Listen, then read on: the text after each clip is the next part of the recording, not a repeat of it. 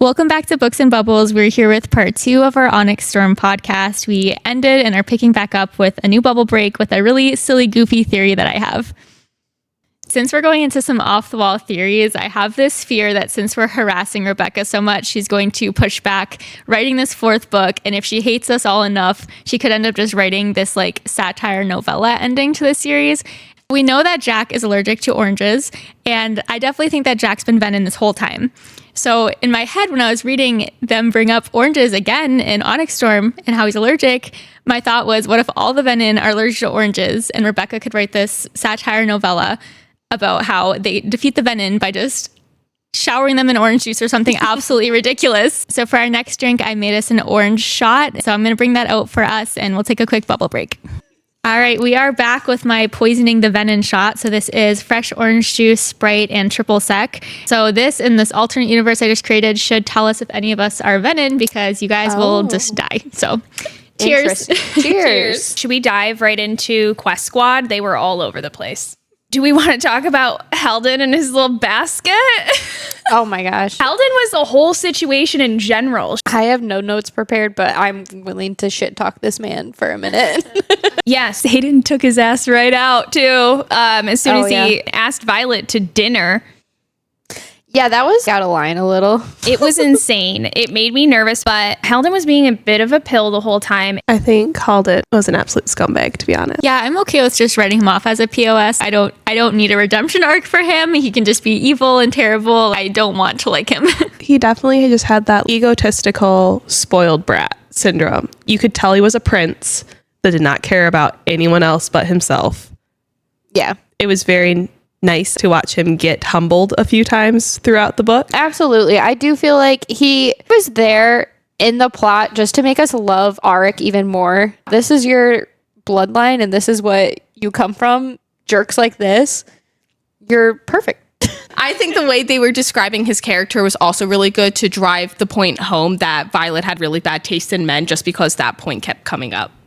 Yeah, he was trash. Quest Squad was all over the place. What were your favorite parts? I think for me personally, my favorite part was just how badly Riddick wanted to be a part of things. Yes, I love Riddick. He has to be my favorite character in the book. I just, with my whole heart, love him. And I think something that will always stick with me is his relationship with his dragon. Mm-hmm. I absolutely love when his dragon was splashing him in the water. And then when Riddick said he dumped itching powder all over him, I just absolutely love their relationship. And I think it's really funny every time I'll just never understand other people's relationships with their dragons, as if she's not bonded to 2 dragons and then also can talk to Gale. Nobody's going to understand your guys's either, but I just absolutely love Riddick and his character. He's so important, such a protector of Violet. I love watching Riddick and Violet's relationship grow throughout this book. And this is a little outside of like book content, but just all the memes about Riddick, his like broken JBL speaker on this quest, and Liam's last words to Riddick being, "Take care of Violet." As if you were me. You felt like he was fulfilling his duty. 100%. I agree. I'd say my favorite moment of Quest Squad was definitely the battle to get an audience with the Queen of Umbriel, because Violet was just so badass in that scene, not only taking down the queen herself, who she didn't know was the queen at the time, but simultaneously throwing the dagger to save Xaden while somehow lightning wielding, which I know we'll get into later. Mm-hmm. That was just the coolest scene ever to me.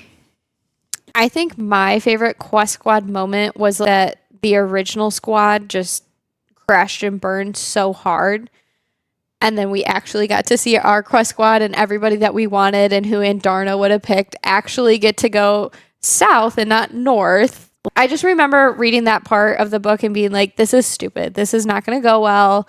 Nobody wants to do this. I don't want to read this weird squad thing. And I just loved that when they didn't listen to Violet, it crashed and burned so dramatically. And that was very redeeming. For sure. Any other favorite moments?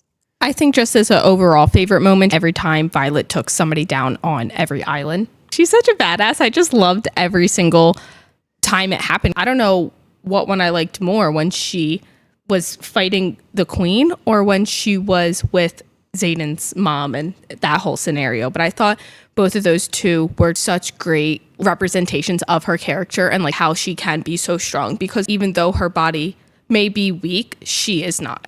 Yeah. So speaking of Xaden's mom, I would like to talk about that a little further. Did you guys anticipate her making an appearance in this? I thought for sure we'd get Mama Xaden at some point in this story, but I did love the arc that we went on.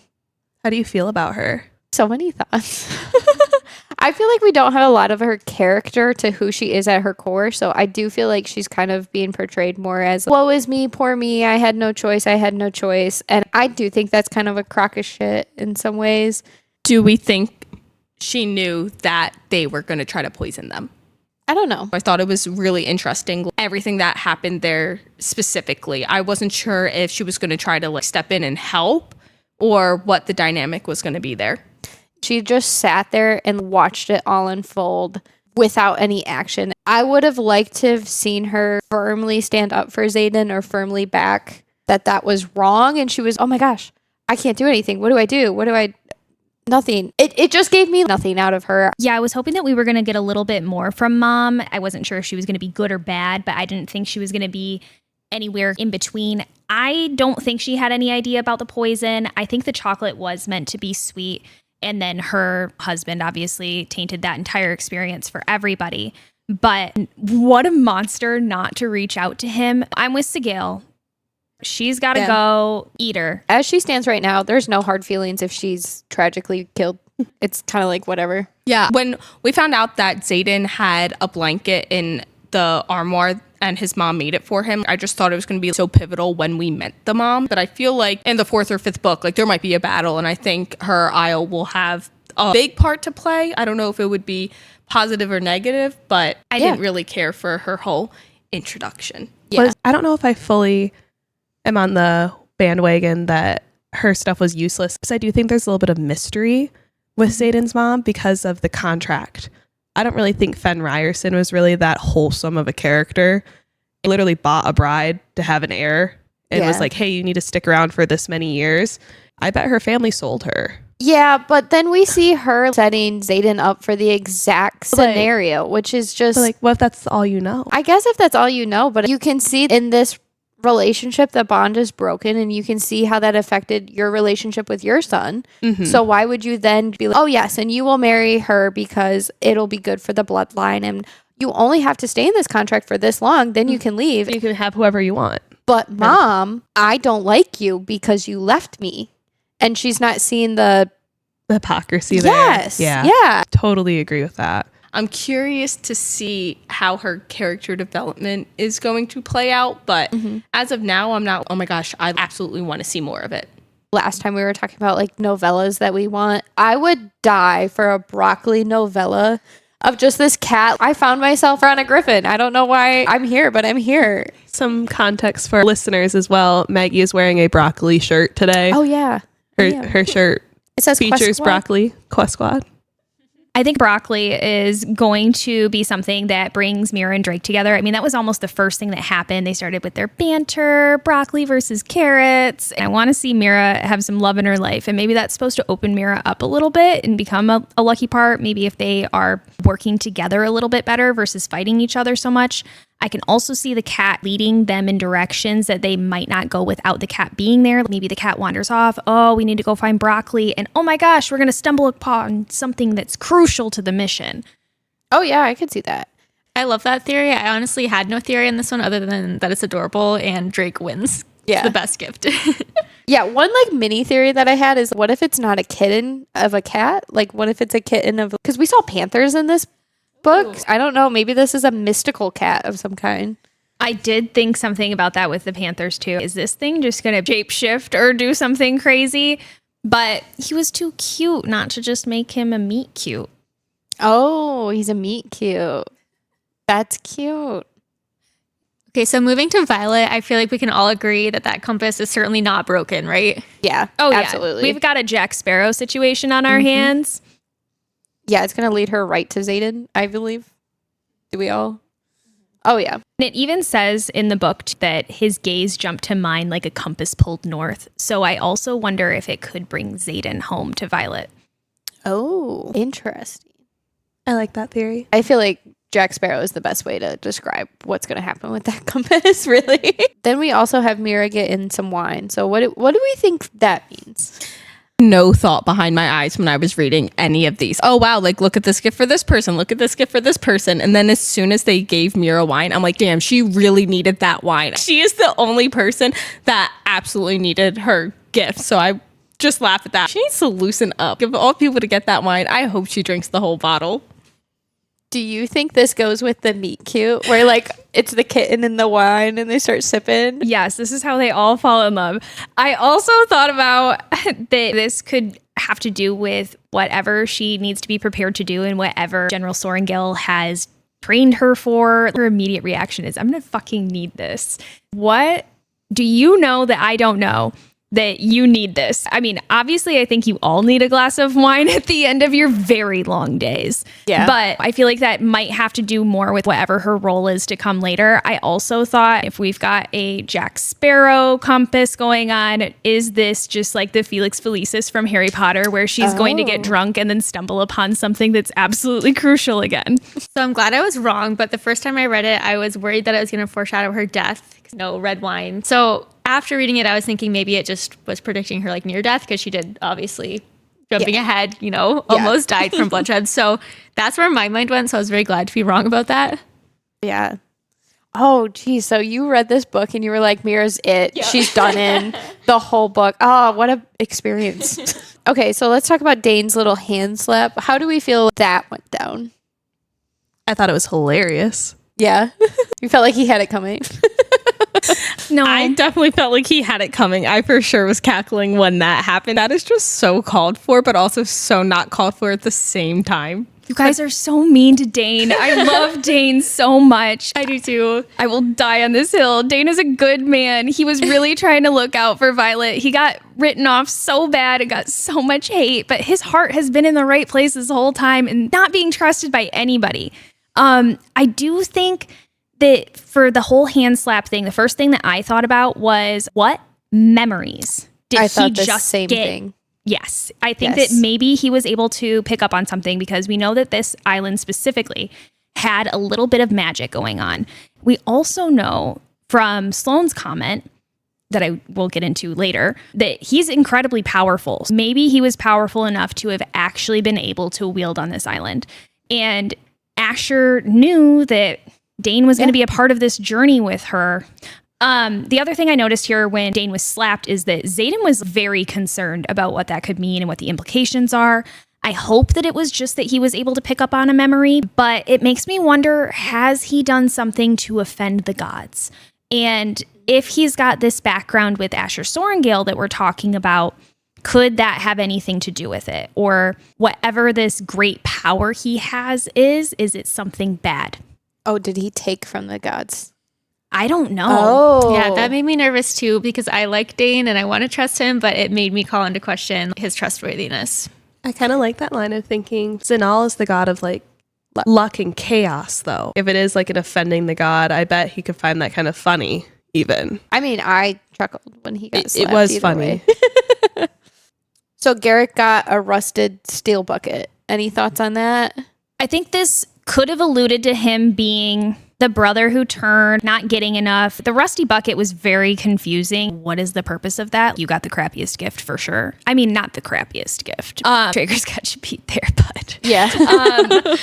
but the only other thing that I thought about with it is that maybe this bucket belongs somewhere that only Garrett can travel to, or maybe he needs to collect something that he needs to bring back. You immediately go to a bucket of water. Does he need to collect some kind of special waters from somewhere? That was the only other thing I could think about, because in the book, I searched the word bucket for forever because this needs to make sense. And the only other times that it's talked about is just when they're talking about throwing a bucket of water on some couples that need to cool off. So I had a really hard time with this one.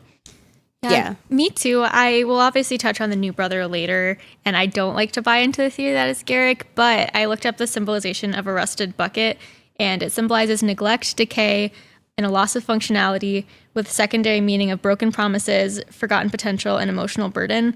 And we do see himself completely draining himself in the last battle, so it definitely, to me, leads you to believe he's the new brother, and we won't get into that here, but that's the biggest meaning that I can see from it for sure. Wow, you guys saw signs that I didn't even see because I read Rusted Bucket and I was like, okay, moving on. I have no idea. Like, I couldn't even put thoughts together. So thank you for at least having some kind of theory for it. What about Arik and his broken hand mirror that cuts him? I have some thoughts on this one. Broken hand mirror. We know his signet now is that he can see the future. I think a little bit of that might be foreshadowing that we don't know the full extent of his signet yet. Okay. What if he isn't always right? What if he can see different timelines? I saw this as potentially a limitation to his signet, so maybe he can't see himself very clearly in the future, so he doesn't necessarily see his own role. Oh, that's so interesting. Okay, so to piggyback off both those, I saw this also tied with his signet, and I thought that this was his manifestation story where he maybe saw himself picking up and getting cut by a mirror, but didn't know what that was or didn't recognize it. And then when he got it in the moment and saw himself back in the mirror, it was like very symbolic for him to solidify that that's his signet, as if to say, this is who you are. You can see the future. So I love all the different directions we're taking this with his signet. For me, with the broken hand mirror, I was thinking that you're going to be able to see lots of different images because maybe there's mini mirrors in this mirror now. Mm-hmm. So I wondered if when he does wield, if he's looking into this mirror, can he see different options? Is this going to show him different paths that can happen and be like a tool for him, kind of like Violet's conduit? Or he cuts himself on it right away. So is it a warning to him? Just because you can see the future doesn't mean you make it to the end. And just being wise about the way he uses his signet, because he also has the ability, in theory, to shatter everything. I would definitely like to know more about his signet. I'm super interested in it because I do like the idea maybe he can see different paths and he has to pick the right one. I never really thought that he could see different paths, but I'm interested to see how does he wield his signet. Yeah. Yeah, we know that we've seen only bits and pieces of Violet's first and second signet. Nobody's at full power, I don't think. So the more that they learn and train, and Arik is just a total game changer for everything. I totally agree. I wonder how far into the future he can predict, because we saw a couple different times when he was predicting it. It was almost before the battle or before what was happening. So I'm curious to see how far in advance can he predict, and does he have to keep it to himself, or is the knowledge he wants to give out, he has to be so careful with that because it could influence what happens, which I think can be super interesting, because I think he has to be careful. If he just tells Violet, okay, protect this, she's like, why? And then she doesn't. Is that enough? So I'm very curious to see what he does with this power and like how far he can see into the future and who he actually tells certain information to. Yeah. I did find that kind of interesting when he told Violet, you have to protect the temple, and said nothing else. He was very cryptic about it. Why couldn't he just explain it? Why couldn't he just... I don't know why Violet didn't take that as he knows how to wield. When I, as the reader, was reading that, I was like, he knows what he's saying. Yeah. She needs to listen to him. Yeah, same. Well, I think it makes sense that he doesn't explicitly tell her why, because I think that could change the outcome of the battle. She was there. It's the exact moment. If her and Taryn weren't fighting and doing everything up until they landed, and Taryn was wounded, so they had to land, and they were there at the exact right moment. Maybe if he did explain too much to her, that scenario wouldn't have played out the way, I don't want to say almost that it had to. Yeah. 100%. I agree with you. Why do you guys think that Meryn got 2 orange tunics? I feel like the 2 orange tunics are going to symbolize her 2 twin brothers, and potentially that she will be responsible for them in the future. I totally agree. I noticed when I saw that they were 2, that's not for her. Those are for her brothers. Yeah, I wondered if it is the same tunics and everything. Is it that her brothers need a little extra luck, or will they potentially end up being a part of this island at some point or need to hide there? I'm worried that her brothers are going to become a weapon that people try to use against them. It seems like it's already been done once before with Meryn's family. I don't know if it was just the way things went down when they went to go to rescue the brothers, but there's got to be more going on with Meryn's family that we don't know about. I agree. What did you guys think about Xaden's empty glass box that was lined with pewter? So I immediately was thinking of other lore with boxes, and I went to Pandora's box. And I don't know if you guys know that story. You open the box, it lets out all of the knowledge in the world, but also all of the evil in the world, all at the same time. And then the box is empty except for just having hope inside of it. So I was wondering if this was maybe a reference to Pandora's box or something. I don't think it's truly meant to be an empty box. No, I definitely agree. I think that for me, I wondered if this is empty now. Maybe there's something that's supposed to go inside of it. I thought maybe this would end up being something that protects his soul later. I don't know if he's going to be able to put a piece of himself inside of the box. I wondered if it had to do with the fact that he's Venom and that maybe he won't be able to fully cure himself of that, but maybe he'll be able to control that part of him and put it away in a box. But the box is clear. It's a glass box, which would show that it's still a part of him. It's not fully locked away. Oh. I kind of missed it before when I was actually reading, but it was lined in pewter. So I looked up a little bit of the folklore about pewter. A pewter acorn can be a traditional charm of good luck, fertility, and a long life. But then pewter also in Roman history, curse tablets. And the curse or petition was addressed to the gods and engraved on a sheet of metal. Oh, So, interesting. A little bit, because I think that's a specific, that she wouldn't just put that in there for nothing. Yeah, I also wonder with you saying like the whole trolling himself, it reminds me of Violet's little Venom box that she talks about. I know you knew I was going to bring it up again, but yeah, Violet has her box that she keeps inside of herself. Maybe this is Xaden's same thing that he needs. And it's more of a physical representation of what Violet's already doing because she's Venom. Yeah. I loved how you guys had a similar idea, but you were like, he's going to put his Venomness in there. And you were like, he's Venom. He's just going to put his soul in there. That was great. So Riddick gets a big fat smooch. Yes, he does. Ideas on this? I mean, we're going to get into it a little bit more later too, but in theory, if we think each of our 6 riders maybe are touched by a god, I think this could be further evidence that Riddick is touched by Zanal or being watched over by Zanal and that Zanal has his back. I feel like that was more of like a welcome home. Here's a big kiss. Ooh. I did also think that there was some significance for the people that were handing out these items. I don't know if you guys paid attention to who was passing certain things off. We didn't talk about this, kind of circling back to Violet for a moment. The person that handed her compass looked similar to Xaden.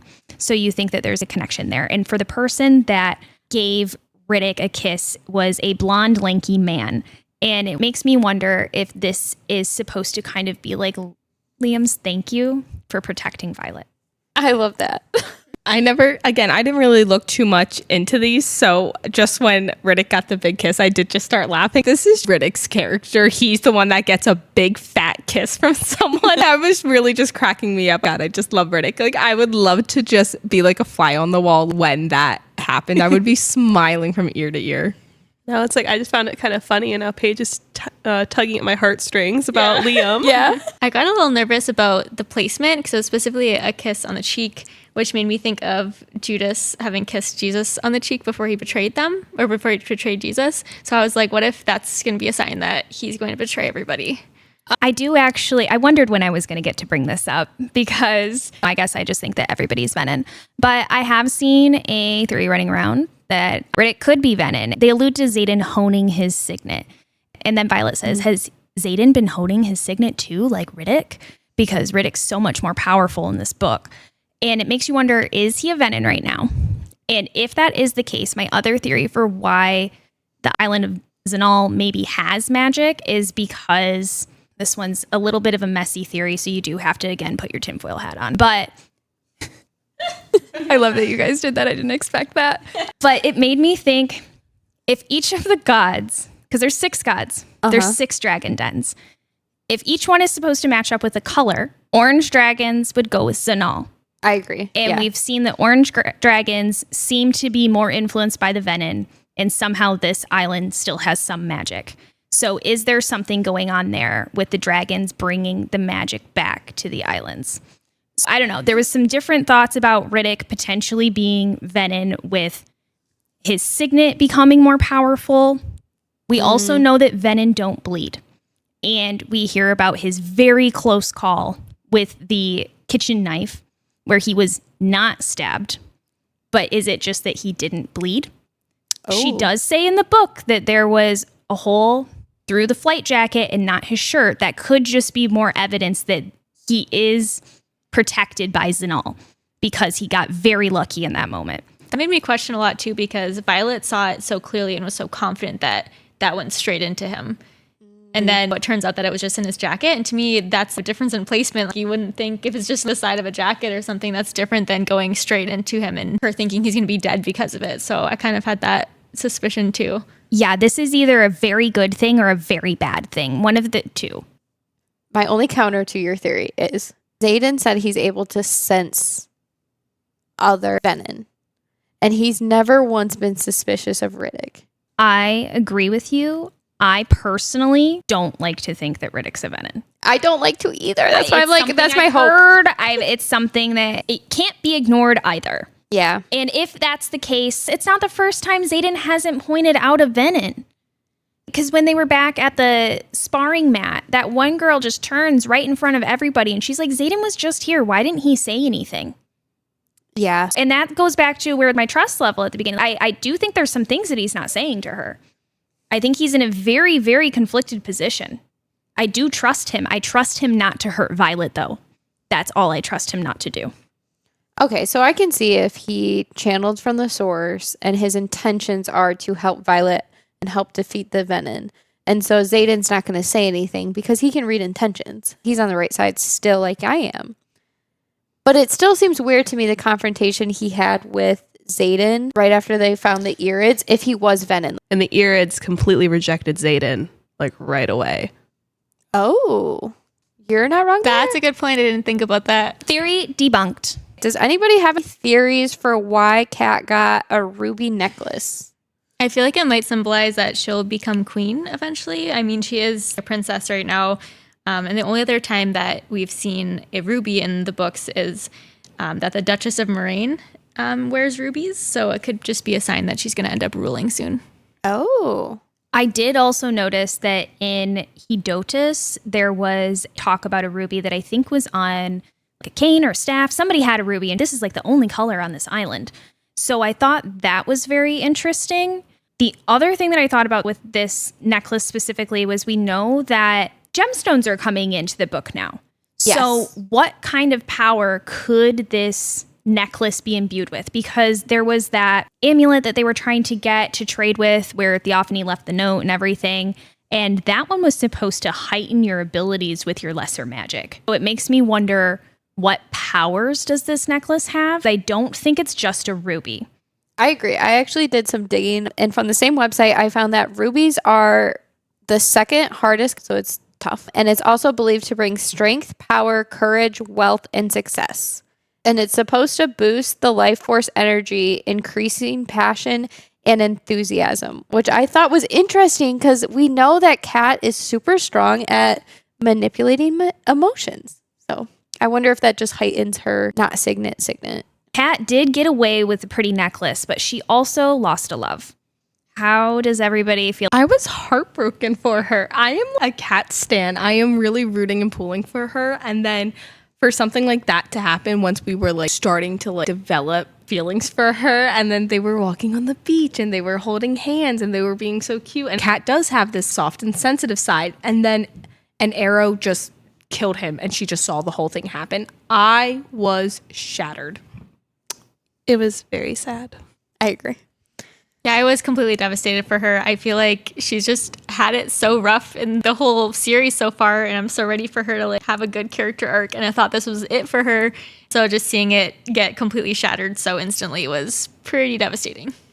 Yeah, I did feel awful for Kat. This was my first moment also in the book tearing up. Reading this whole arc, one thing is that I liked seeing Violet have to step into leadership in this moment and do what needed to be done. I know it was very hard and it was super awful, but that was just another confirmation moment for me that Violet will later lead a whole war.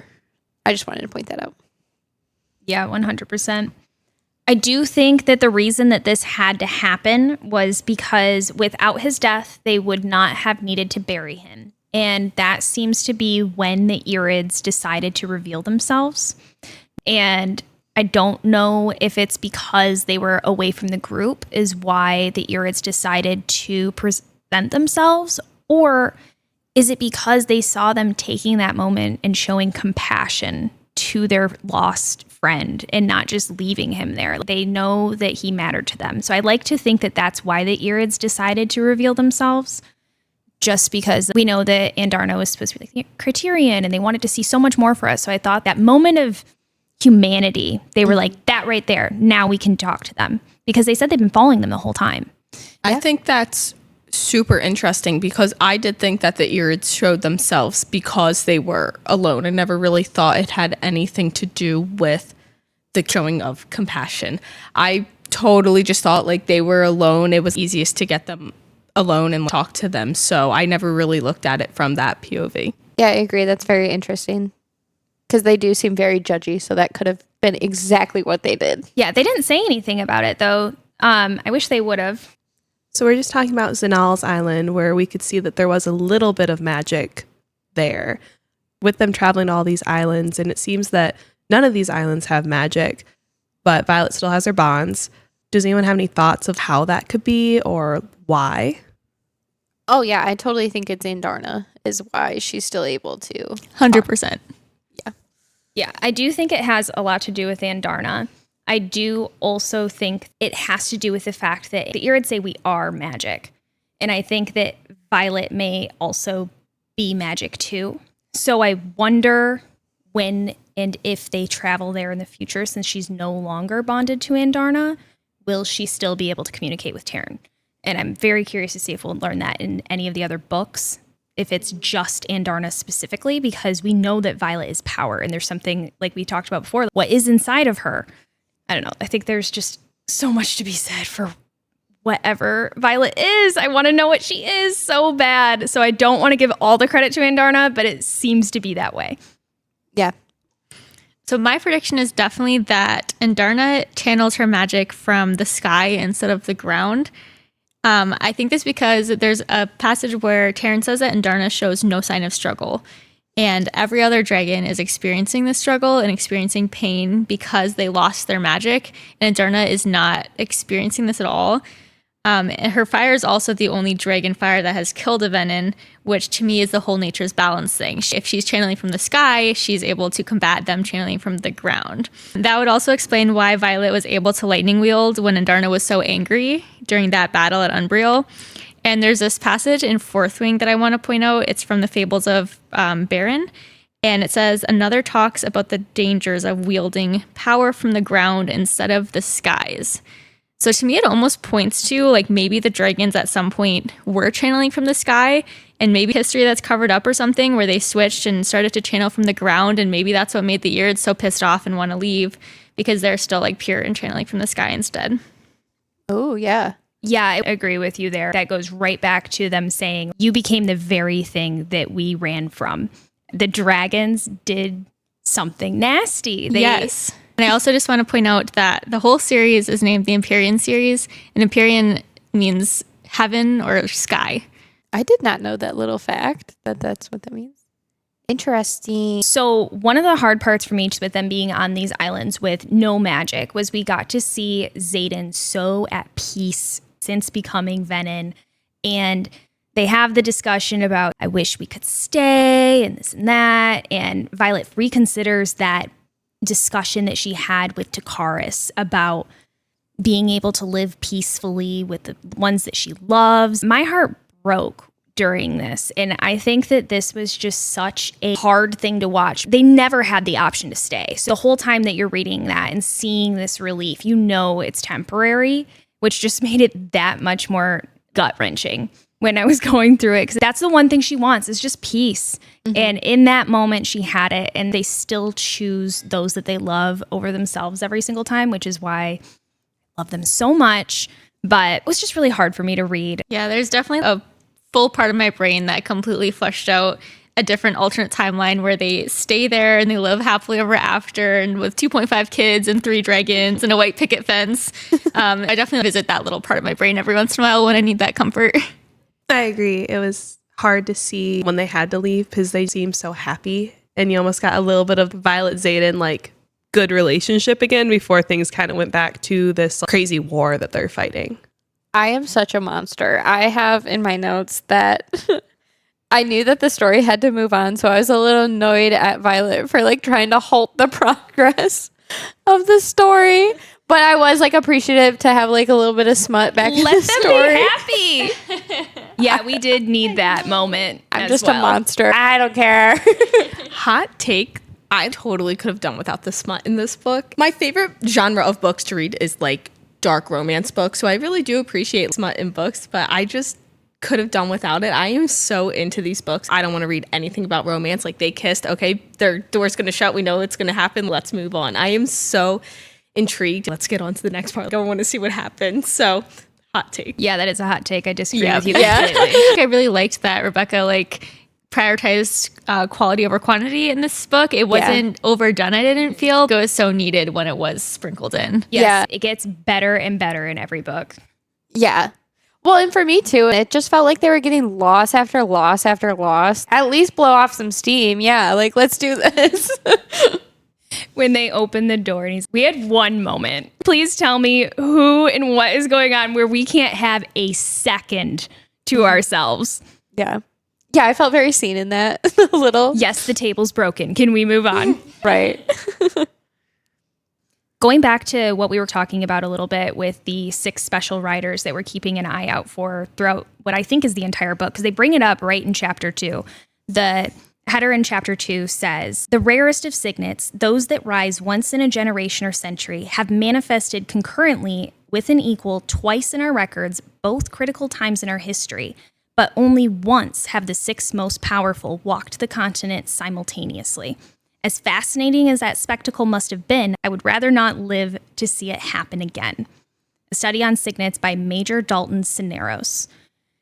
I think this could potentially be talking about the first 6, and it made me think maybe the first 6 were also touched by the gods if we're supposed to be thinking about 6 gods. So if that's the case, who do you think these 6 riders are? Which god do you think they're touched by? And what is significant about them that makes you think that?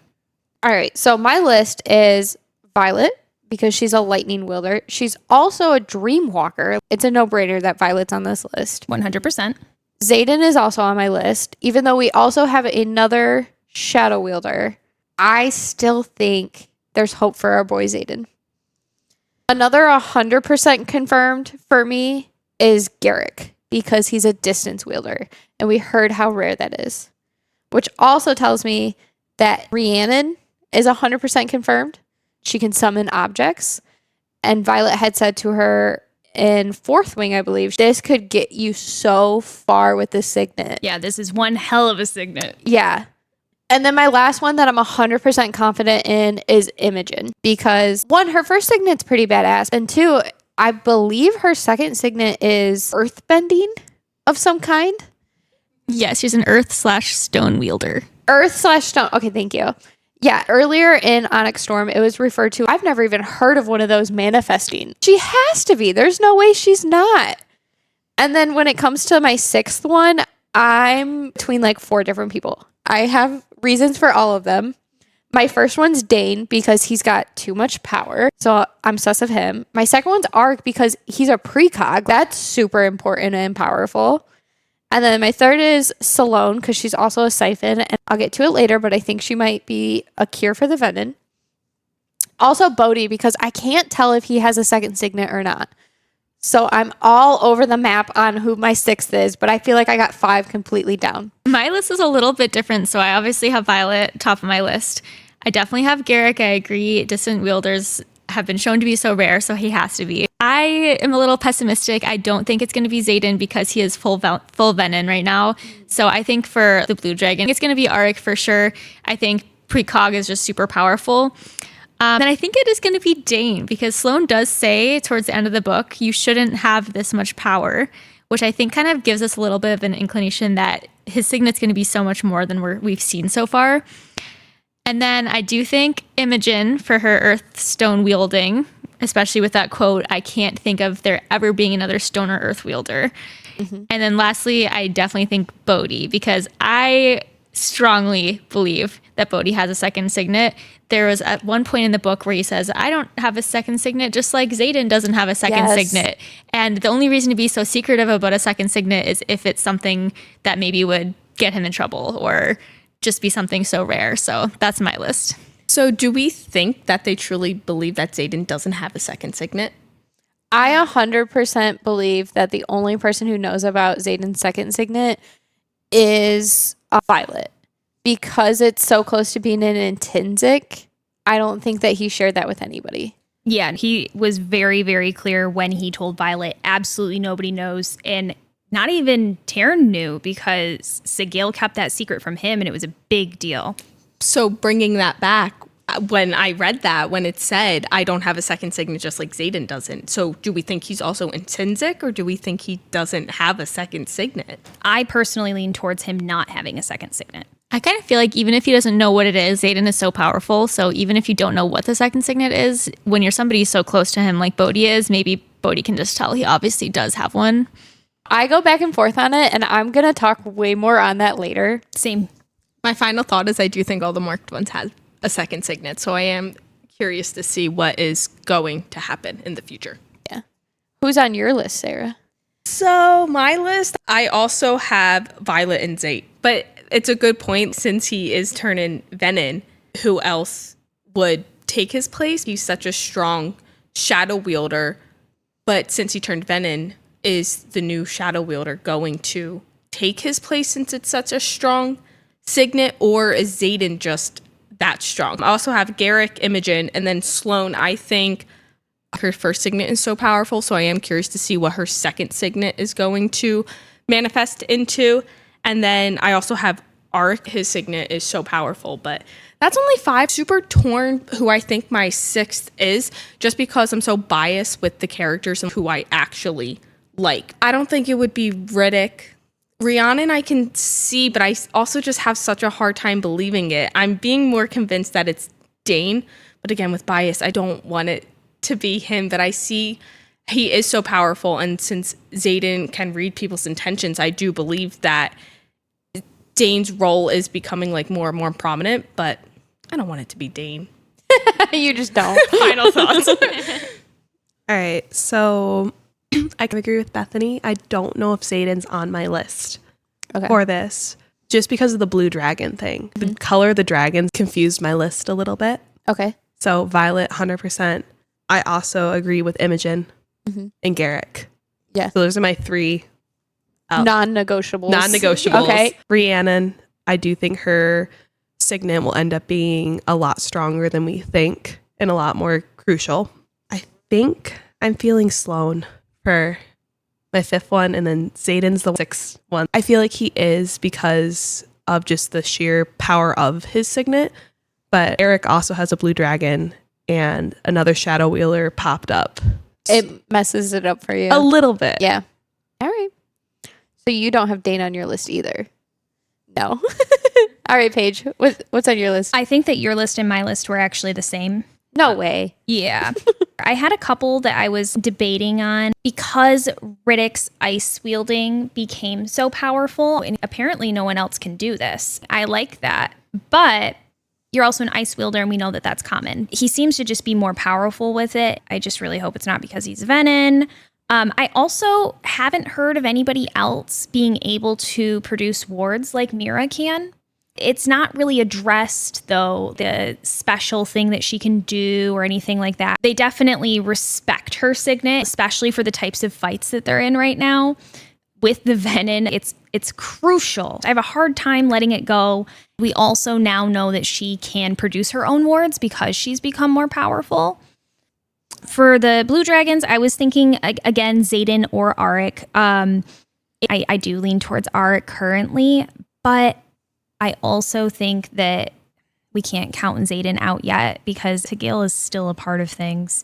For the orange dragon, definitely Imogen. Red, I think, could go to Dane or Sloane. And then for black, Violet, green, Rhiannon, brown, Garrick.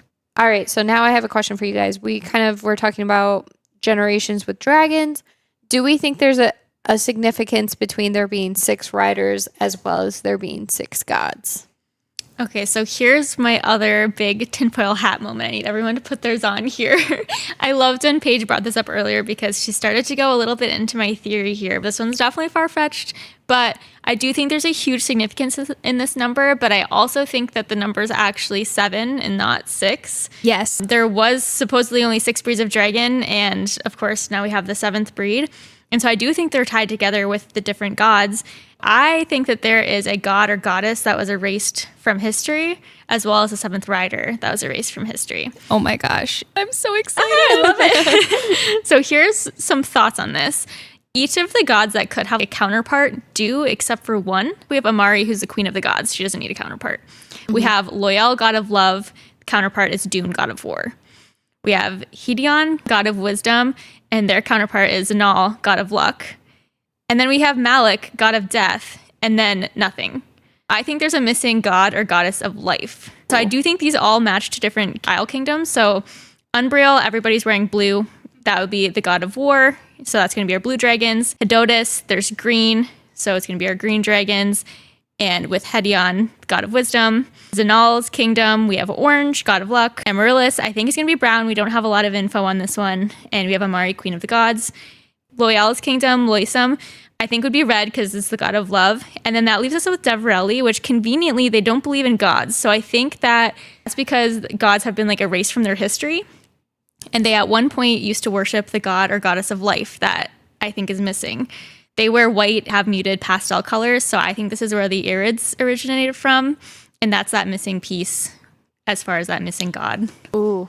I don't feel like this is too tinfoil hatty. No, go off. I'm so glad that you brought this up. I think about too with like Violet's paths and who she can choose. And we know that she's been touched by Dune for sure, but she has these different paths to choose from. I think she's got to get to a point where she chooses to follow this 7th god. And my thought was that maybe this would be a god of peace. But when you're saying life, that's the one. You solved the book. I'm in love with the idea, and I also always thought that there would be 7 just because it took the 7 dragons to fire the Wardstone when they were reading the different journals and trying to decide whose was right. I always thought that there were 7 breeds of dragons, so there should be 7 gods. So I am in love with that theory and idea.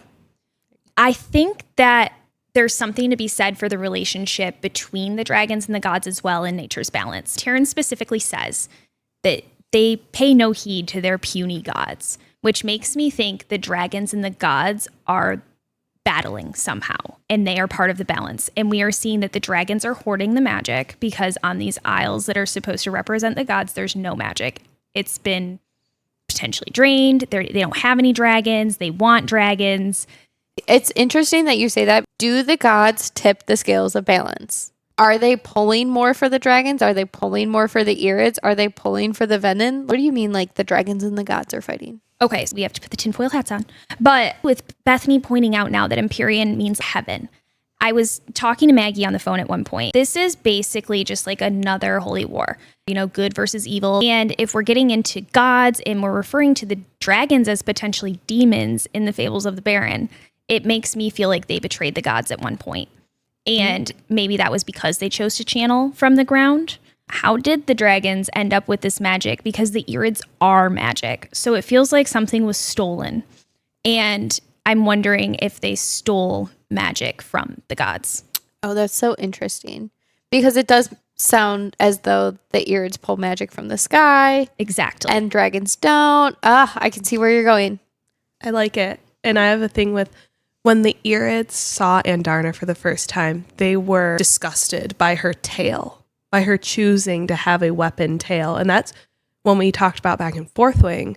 That was a big thing for the dragons, to choose what their tail is. I wonder maybe if that ties into them channeling like from the ground.